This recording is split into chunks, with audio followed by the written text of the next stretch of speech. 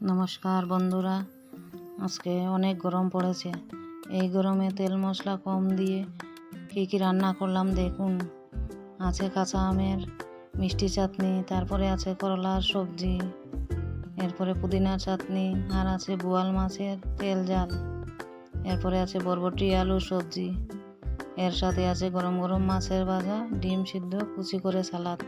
বন্ধুরা, রান্নাটা ভালো করে দেখুন কীরকম করলাম।